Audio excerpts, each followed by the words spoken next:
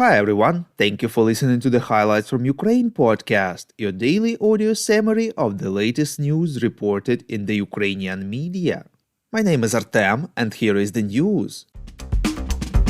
For 429 days, Ukraine defends itself against the forces of the Russian invasion. Yesterday morning, Russia launched another large-scale missile attack against Ukraine, reports Interfax Ukraine. Overall, it used 23 missiles, 21 of which were downed by Ukraine's air defense.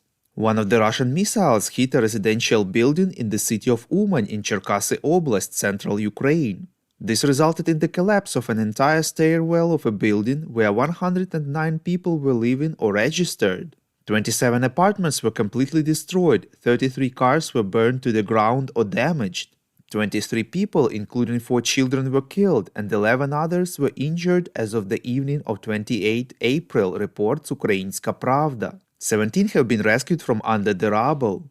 Another missile hit a private house in the Dnipro region, killing a 30-year-old mother and her 3-year-old daughter.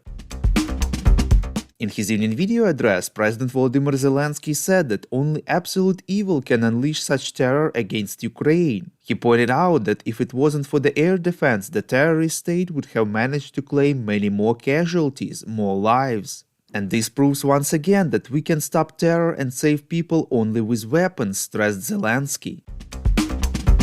We would really appreciate if you could recommend us to your friends and family, as well as share information on social media. This way more people would learn about the podcast and truth about Russia's invasion of Ukraine. Czech President Petr Pavel and Slovakian President Zuzana Chaputova visited Kyiv yesterday and met President Volodymyr Zelenskyy, reports Interfax Ukraine. The President of Ukraine thanked the Czech and Slovakian governments and the entire society for the comprehensive support of Ukraine from the first days of the full-scale Russian invasion. The Czech President informed that Ukraine and the Czech Republic have prepared 6 projects for the joint military equipment production, with the possibility of full production work on Ukrainian territory. As for specific projects, these are the production of weapons, ammunition, the repair of tanks like T-62, as well as the potential production of training aircraft. Pavel also said that Prague is ready to offer Ukraine support, assistance and cooperation in the sectors of energy, economy, transport infrastructure and housing. It will be sent as part of the restoration program to Dnipro and Dnipropetrovsk region. Petr Pavel said that he has no doubts about the future membership of Ukraine in the European Union and NATO, and for his part intends to provide active assistance in this matter.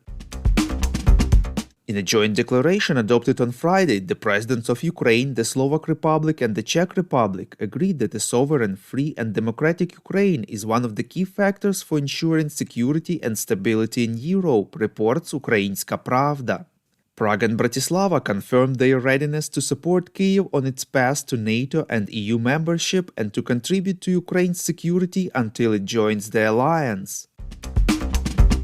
Defense Minister of Ukraine Oleksiy Reznikov announced the arrival of French-made Caesar self-propelled artillery systems provided by Denmark to Ukraine, reports Ukrinform. He said that Denmark had intended to use these systems for its army, but wisely and nobly decided to transfer them to the Ukrainian army due to the significant threat that Russian aggression against Ukraine poses to Europe as a whole. The minister added that Ukraine's Danish friends participate in organizing the training of Ukrainian soldiers. In January, the Danish government decided to give all 19 Caesar artillery systems it had ordered from France to Ukraine. Volodymyr Zelenskyy believes that as Ukraine prepares for a counteroffensive, its partners cannot have any defense taboos, reports Channel 24. Every aid provided to Ukraine, air defense system, military aircraft, every cannon and armored vehicle that we use to defend ourselves against Russian aggression is the saved lives of our people, stressed the president. He added that every artificially chosen restriction for Ukraine is just another terrorist opportunity for Russia. In particular, this concerns long-range weapons, modern aviation, a sufficient number of artillery and armored vehicles. Volodymyr Zelenskyy said in his address that the ban on the imports of Ukraine agricultural products by certain states is destructive. According to him, this not only violates the existing association agreement between Ukraine and the European Union, but also gives dangerous hope to the Kremlin. The president believes that now, when Russia violates the freedom of trade, tries to block the supply of agricultural products to the world market, it is definitely not the time for anyone to follow the evil state and do something similar.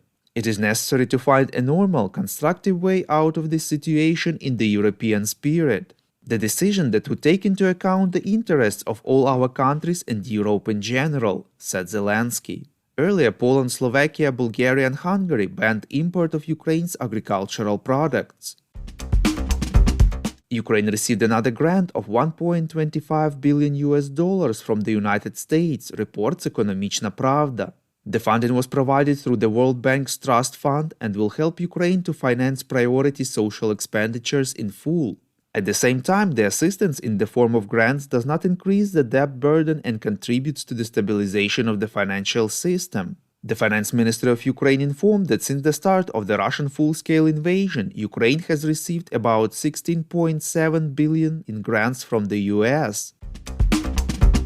The Highlights from Ukraine podcast is a commercial initiative of just two people, and we need your help to grow. Share information about the podcast, rate us in the app, subscribe to our Patreon.